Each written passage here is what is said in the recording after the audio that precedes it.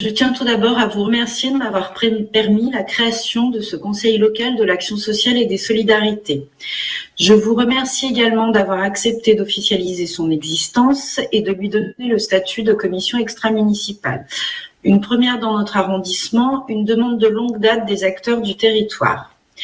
Grâce à ce comité que j'aurai l'honneur de présider, vous pourrez bénéficier de l'expertise de ses membres. Les acteurs du CLAS auront, eux, la possibilité de vous interpeller et d'émettre des propositions. Je ne vais pas revenir sur le rôle et les objectifs du CLAS que vous venez de décrire. Je souhaite simplement dresser un rapide bilan de cette année d'expérimentation. Tout d'abord, la mise en place de ce conseil est le fruit d'une décision collective. Il compte à ce jour une vingtaine d'associations et d'institutions actives, bien qu'il y en ait un peu plus qui le suivent et qui interviennent de manière un peu moins régulière. Avant d'évoquer les actions menées, je souhaite souligner le rôle primordial que joue le CLAS. Il nous fournit une photographie et une analyse de la situation des personnes en précarité sur notre arrondissement. Et non, le 4e ne compte pas uniquement des habitants de catégories socio-professionnelles favorisées. De nombreux citoyens en difficulté y résident également. Difficultés mises en exergue par la crise que nous traversons. Notre première initiative fut de produire un guide, le guide des petits pas, qui recense les intervenants dans les domaines de la prévention, de l'accompagnement, de la solidarité de notre arrondissement. Je sais d'ailleurs gré à notre service communication, sans lequel il n'aurait pu voir le jour, et ça a vraiment été un long travail pour eux.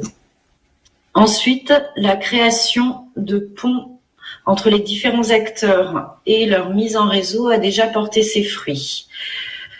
Notre mairie a pu organiser, entre autres avec eux, des distributions alimentaires en partenariat avec des associations et en partenariat avec le premier aussi, durant la grosse période de difficulté pour la jeunesse lors du 2e confinement.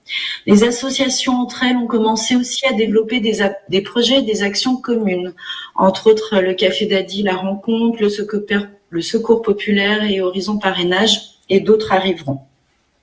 Dans le même esprit, un groupe de travail s'est constitué pour organiser des permanences d'aller vers.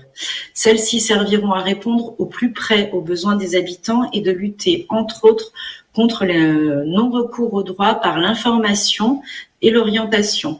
La première aura lieu le 1er février, je le précise, de 9h30 à 12h30 sur la place des Tapis. Ces quelques exemples démontrent l'utilité et l'importance du CLAS. Ils donnent à voir la vitalité et l'implication des acteurs de l'action sociale sur notre territoire. Avec le travail, je tiens à le souligner, en commun entre l'institution et les associations, qui est très important et pour les uns et pour les autres. Je les en remercie encore une fois chaleureusement et je suis certaine que les prochaines années nous permettront d'agir conjointement et plus en avant dans la lutte contre la précarité et l'exclusion sociale.